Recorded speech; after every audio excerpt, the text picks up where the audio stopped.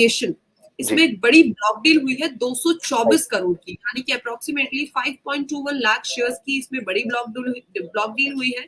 और जो average price है जिसमें ट्रांजैक्शन हुआ है दैट इज 4,300 अपीस। साथ ही साथ इसमें अच्छी खासी तेजी देखने को मिली है। ब्लॉक डील ये तब आई है जब 2.2% stake low cost carrier of worth 3,689 के ऊपर बातचीत इनकी ऑलरेडी हो गई थी। और जो इनकी कंपनी के जो बड़े होल्डर हैं राहुल भाटिया, उनकी वो इस कंपनी के काफी बड़े प्रमोटर है और काफी लंबे टाइम से राहुल भाटिया भी काफी ज्यादा बस में चल रहे हैं, जिसकी वजह से ये बस इंडिगो में हमें देखने को लगातार मिल रहा है। क्या करना चाहिए सर, क्योंकि मोस्टली ये बोला जाता है कि जितनी भी ये एविएशन कंपनीज होती है थोड़ा सा सतर्क रहना चाहिए एविएशन सेक्टर से, लेकिन आपकी क्या राय बनती है?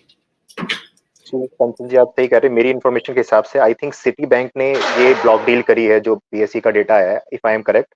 ये ब्लॉक डील में सिटी बैंक ने पार्टिसिपेट किया है, जहां पे 70 लाख शेयर्स का ट्रांजैक्शन हुआ है और उसके बाद स्टॉक शायद 4% के करीबन करेक्ट भी हुआ है।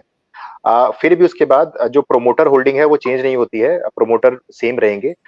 एज पर रिपोर्ट्स जो अभी मेरे पास अवेलेबल है, उस हिसाब से कंपनी ने ये जो स्टॉक सेल करा है, ये स्टॉक इसलिए सेल करा है ताकि वो अपने बडिंग बिजनेसेस के अंदर इन्वेस्ट कर सके, जिसके अंदर मेरे को रिपोर्ट्स के हिसाब से जो मेरे को पता लग रहा है कि ये कंपनी इस पैसे का यूज इंटरग्लोब हॉस्पिटैलिटी के लिए और कुछ एक नए छोटे बिजनेसेस जो कि एंसिलरी बिजनेसेस हैं, फूड बिजनेस और व्हाटएवर जो इनके इंटरग्लोब के एंसिलरी बिजनेस है, उसमें सपोर्ट करेगी।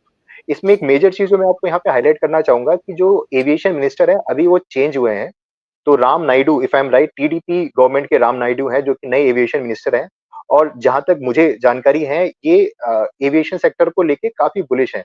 पूरी मोदी गवर्नमेंट ही पिछले 10 सालों में बुलिश रही है, जो कि नए नए एयरपोर्ट्स खोले गए हैं और जहां पे भी पॉसिबल है वहां पे एविएशन सेक्टर को एक बूस्ट दिया गया है। तो मैं इसके ऊपर काफी ज्यादा बुलिश हूँ इस इंटरग्लोब एविएशन पे। रीजन इसकी मिडिल क्लास इनकम बढ़ने वाली है। जितना ज्यादा मिडिल क्लास इनकम बढ़ेगी, लोग ऑल्टरनेटिव ट्रेन्स की बजाय एयरप्लेन्स में ट्रैवल करना ज्यादा प्रेफर करेंगे। एयरप्लेन्स में ट्रैवल करेंगे तो एंसिलरी प्रोडक्ट जैसे कि लाउंज, फूड, हॉस्पिटैलिटी, इसके अंदर भी पार्टिसिपेट करेंगे। तो aviation plus ancillary business like hospitality will grow in the next coming 5 years if the market remains positive और middle class की income, disposable income grow करेगी। तो as per right now, if this interglobe aviation आज 0.65% down है, 4272.55 पे trade कर रहा है। इस स्टॉक को लॉन्ग टर्म के लिए लिया जा सकता है, for a long term target, मतलब 1 साल तक के लिया जा सकता है, जहां पे मैं इसको 4,500 4,700 की रेंज में इस स्टॉक को देखता हूँ अगले 1 साल के अंदर। तो I am pretty much bullish. अगर आप फिर भी पोजिशनल ट्रेड 6 महीने के लिए लेना चाहेंगे तो भी ये स्टॉक 4,400 तक का तो आपको नंबर शो करेगा ही। और लोअर साइड के अंदर आप इसे 4,000 तक का स्टॉप लॉस रख के ट्रेड कर सकते हैं। For a long term this stock should not be taken for just small time. आप ट्रेड किया निकल गए, मेरे हिसाब से आपको इसमें लॉन्ग टर्म एक इन्वेस्टमेंट अपॉर्चुनिटी देखनी चाहिए। It's a leading aviation partner in India.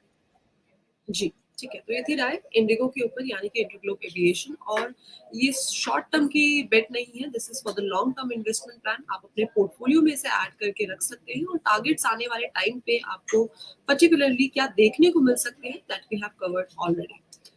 One most